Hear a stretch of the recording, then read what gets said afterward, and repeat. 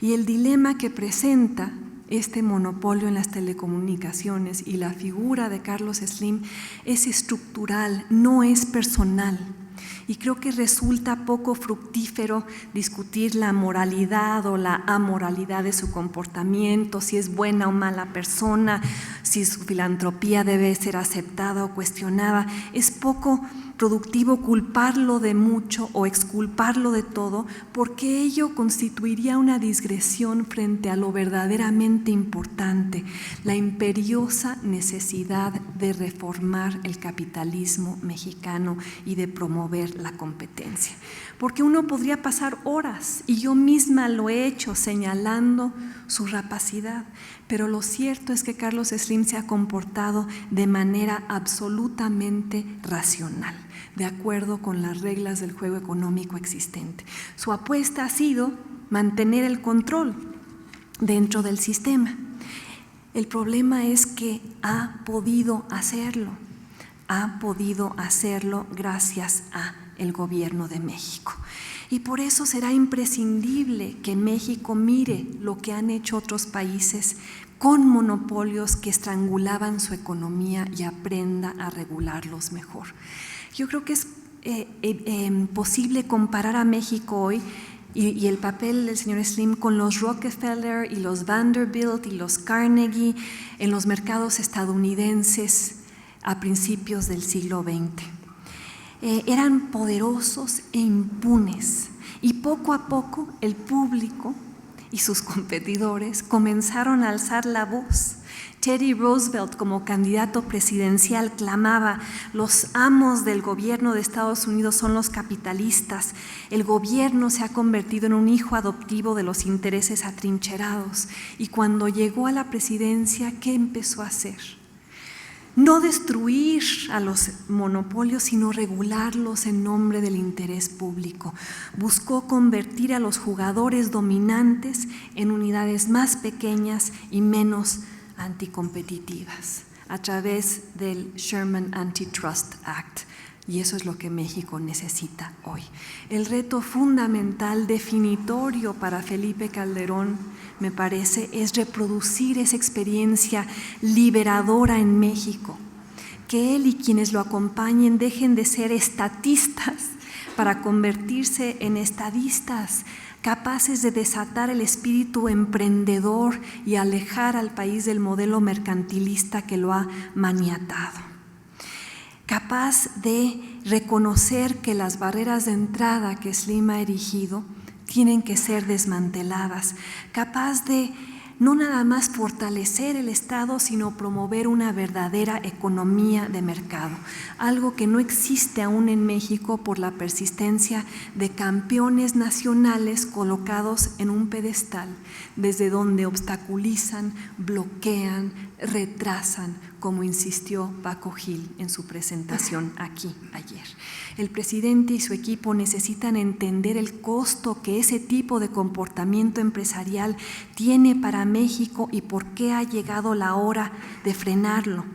La creación, la justificación de campeones nacionales ha implicado la creación de un subsidio ciudadano para la perpetuación de monopolios empresariales. Y quizá algunos de ustedes insistan que eso es necesario para que el señor Slim pueda competir con sus contrapartes a nivel global. Pero los supuestos beneficios de esa estrategia palidecen junto a sus perjuicios: consumidores expoliados y mercados manipulados.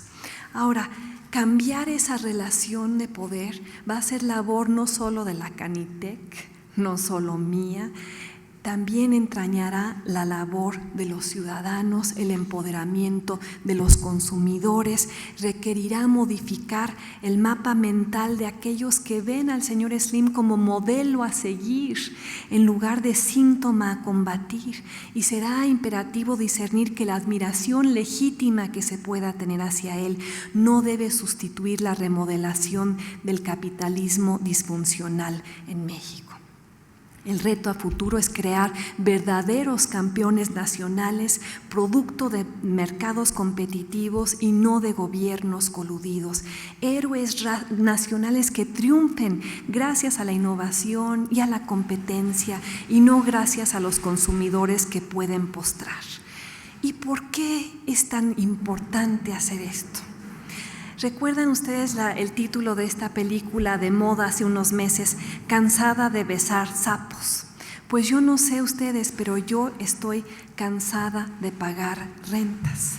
Eso es lo que pasa en México. Vivimos una película de abuso, de horror, de extracción, la pesadilla cotidiana de millones de mexicanos víctimas del rentismo, víctimas de grupos privilegiados que mantienen su posición gracias a amparos que los exoneran, regulación que los protege, protección que les permite acumular ganancias a expensas de demasiados consumidores como ustedes y yo, obligados a pagar precios abusivos por bienes y servicios como la pobre Madame Calderón de la Barca, la tortilla, la telefonía, las carreteras, los servicios financieros, las afores, la gasolina, las telecomunicaciones, víctimas comunes del proceso mediante el cual estos empresarios capturan rentas, insisto, a través de la manipulación del entorno económico y crean esta red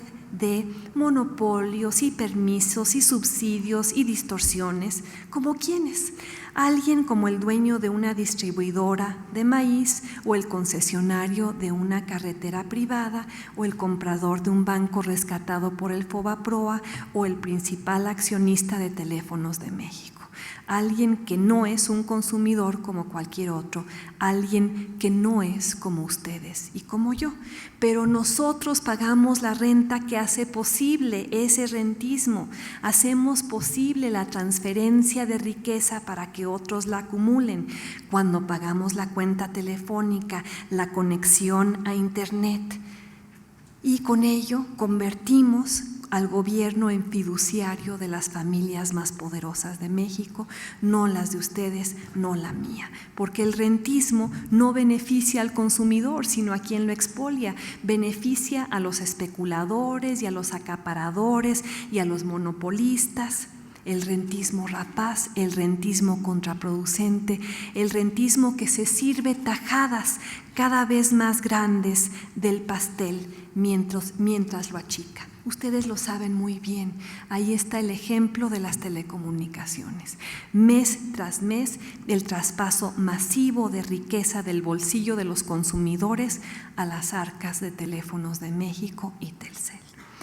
18 años después de su privatización, la empresa de Carlos Slim ni siquiera no han podido declararla dominante y los precios siguen siendo altos.